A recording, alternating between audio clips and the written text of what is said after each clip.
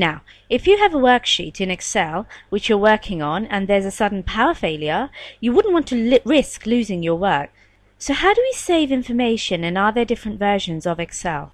Also, when we click the File button in the ribbon, there's a Save and a Save As button.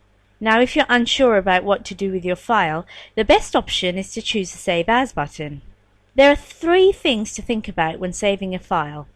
Where will the file be saved? What's the name of the file, and which version of Excel to save it in. When you click Save As in Windows 8, you might question whether you should replace an existing version of this. Save As gives us time to think about this. If what is displayed on screen doesn't bring up any location which is relevant, then we may choose Browse.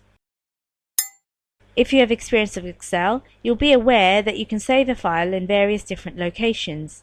In Word or other software, you know that normally you'd save a file on the hard drive of the computer, and maybe on a flash drive and a SCSI drive.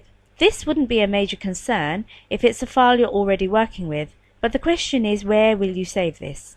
You could save it in this drive, but in this example we just want to save it in the file which was already saved, and we like the existing name. If this was a brand new workbook and this is the first time you're saving it, then you'll probably see the file name Book 1 or Book 2. But you may want to change the name, and it can be up 255 characters. Best not to use special characters, but you could use hyphens and underscores, but try not to use $signs and asterisks and similar symbols. So Save As type. Now you may be using this latest version of Excel. You may want to save this so someone who's using an older version can use this.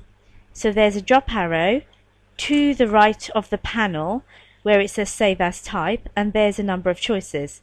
So if you wanted to save this so it was readable by someone using Excel 2003, you'd make this choice up here. When saving files, most people will opt for the current setting, Excel Workbook.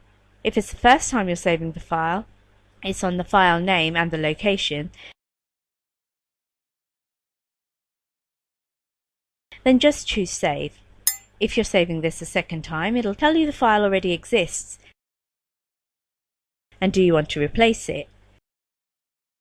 So you say yes. Whenever you're making any changes to the workbook, keep saving every few minutes, so maybe every 5 or 10 minutes. You don't have to keep going back to File and Save As. The second button in the Quick Access toolbar is just the Save button. If you don't want to make any changes regarding location or name, just click that button. You'll use this button many times, and it also has a keystroke shortcut which is Control S. If you do have any doubt about saving a file, remember, go to the File command and choose Save As, and if it's a simple file, save and just click the second button from the left.